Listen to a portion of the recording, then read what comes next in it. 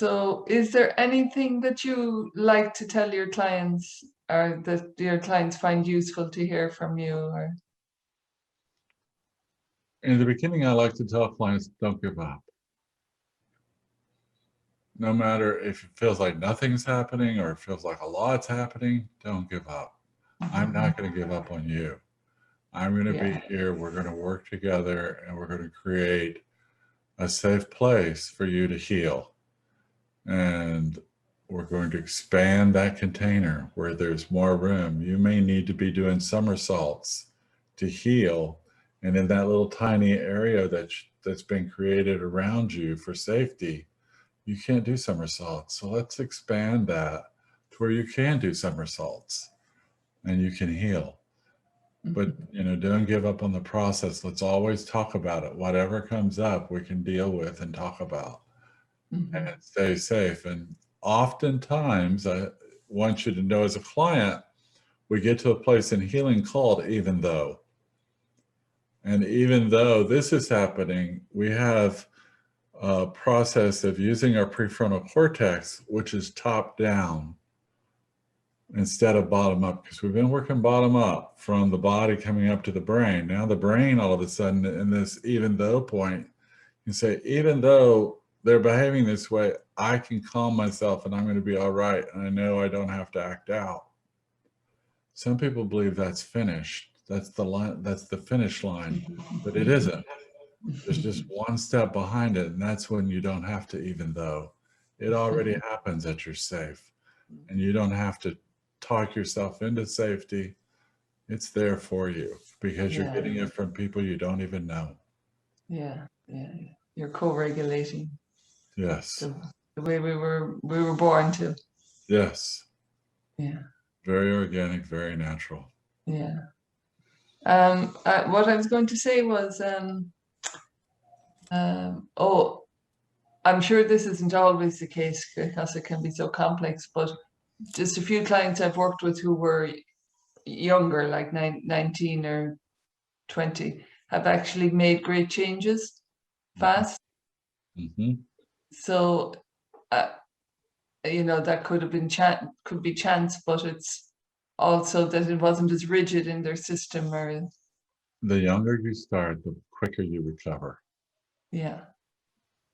The younger you are, the faster it goes. If you're coming into therapy and you're 50 years old, and this is the beginning of your treatment, it's going to take long. It's not going to happen overnight. But sometimes, I work on newborns that come out of intensive care units, and I can, in 4 sessions, I'm done. Sometimes one session, the change is so noticeable. I'm done, but, and so it's not unusual, but that teenager, like, oh yeah, okay. And they're done. Yeah. That's and it's beautiful because it's true, and it's also beautiful to be able to say it takes a long time if you're 50, because that's true, because we're very happy to stay with you for that length of time if that's what you want. We're going to stay here. Yeah, because at 50, we have all the failures of life too that they've experienced, or the behaviors they may be more set in negative behaviors. They might be more set in, addiction. They might be more set in these areas. So it takes a bit, but we get Yeah, there. because they've been practicing them for so long to manage. So yeah. And it's not unusual that the wife or the husband will send the partner to therapy, or they'll send them in, and the partner comes to therapy and says, I don't know why I'm here. There's nothing wrong with me. But he or she insists that I come to therapy. So here I am. And that resistance in the beginning, that resistance is between you and I. And it's like, you and I are now looking through a fence. You're on one side of the fence and I'm on the other. So before we ever get into the trauma, we have to lower the fence to where we can at least see each other without the fence. And so it takes a bit of time for them to come to an awareness of, oh, maybe my behavior has caused trouble in my relationship. Maybe. Yeah. Yeah. Possibilities. Lots of possibilities. Yes. Freedom from being able to see that. Yeah. Yeah.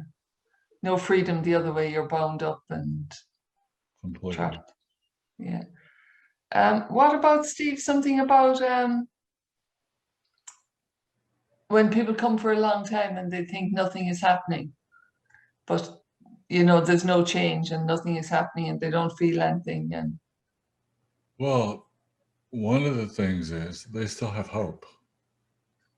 because they're still coming. They're still coming, and we're building a relationship. They're building a relationship with me.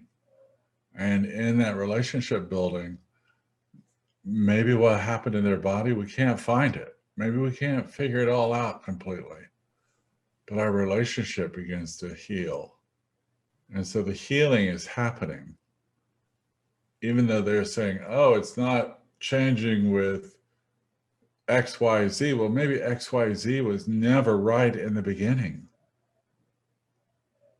But our relationship is bringing us more and more into healing.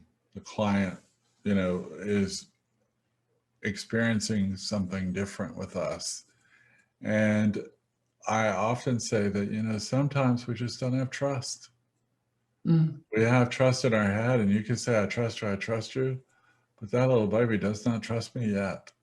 And so I'm waiting for that trust from that baby. So we're really going to stay consistent in our work so that the baby knows that we're serious. Yeah. So you're staying in relationship where there's absence of trust.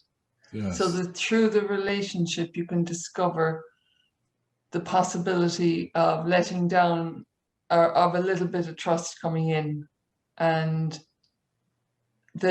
going that slowly in the relationship respects the fact that that body knows about absence of trust. Yeah. Yes, exactly. And there's another component that I don't want to leave out.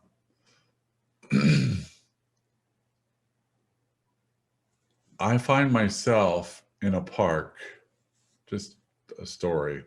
I find myself in a park and I'm watching people in the park. And maybe I have my kids with me or maybe not, but I'm watching. But I'm not having any fun and I don't know what to do. That is improvement. Yeah. That is improvement because, oh, this is where people have fun and I don't know how to have fun. And so healthy or better, when it's coming on so gently, it doesn't scare me. I'm just not aware of it. So I'm not aware of the healing that I've already been through. I think nothing's happening, nothing happening. Yeah. But wonder what would happen if we interrupt that thought and we say, lots is happening. Wonder what that would be like. Every time you say nothing's happening, I'm going to jump in and say, lots is happening. Because you've never experienced this before. And it's coming on in these little micro doses. So you may not even be aware of the changes. But just listen. Notice when you walk outside today, maybe a plane will fly overhead and you'll hear it. And you'll look up and see it because you're not so attuned to danger. I know. Maybe you'll smell a know. flower that you haven't, or you'll taste food that you've never tasted before. Yeah. Yeah. I can remember myself sitting on that bench kind of and looking and not knowing how to enjoy myself. Yeah. And believing that I should be able to enjoy myself, but not knowing how to get there. And then now so and then that's changing. That changes. More experiences of natural states come in, And that vulnerability opening up, just Yeah. opening up more and going, I wonder what it'd be like if I went over there and swung on a swing. What would that be like? And, I know that a huge portion of my life, I wouldn't go to a party. I wouldn't go anywhere I was invited because I didn't know what to do. And it was so, nobody's going to talk to me. I don't know what to say. So I would end up saying more than I should sometimes. I would say things that almost sound gossipy because, oh, somebody would be interested in me if I knew something on somebody. And understanding that, oh, that was part of my safety too. And just pulling back that exposure, not knowing what to do in a storm. Because these are all nods of recognition. And then when you describe something and what you described is tragic, there's a big smile on my face because of the recognition in the words. It's beautiful because it's all that which is ignored that creates so much suffering. Yes. Endlessly. Yes. Yeah. Yes. Oh, so yes. Yeah. I tell my clients sometimes we're swimming in the same river. I'll just leave a towel on the shore for you every so often so you can dry off a little bit, but then drop back in the river because we got a ways to go. And that's healing. I still, I wish I could say, oh, I love parties today. I don't. Yeah, yeah. But I can go to one and not say something inappropriate or be inappropriate. I can just be quiet. And I've learned to go that, oh, I can be quiet and that's okay.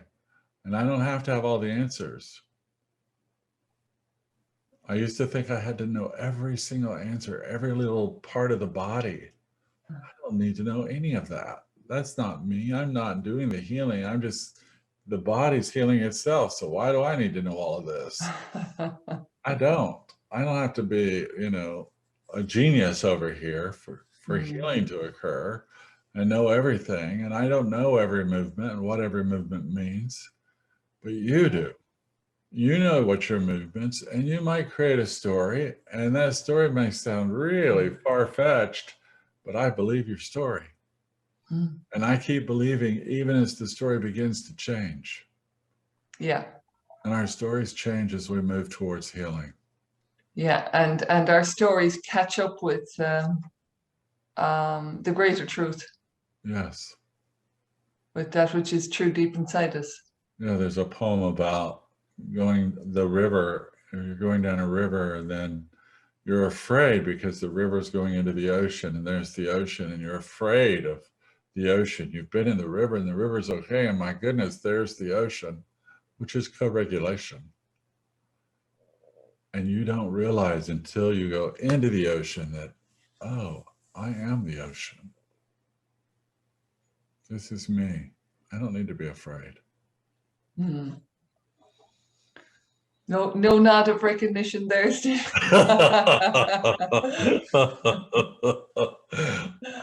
Yes. Yeah.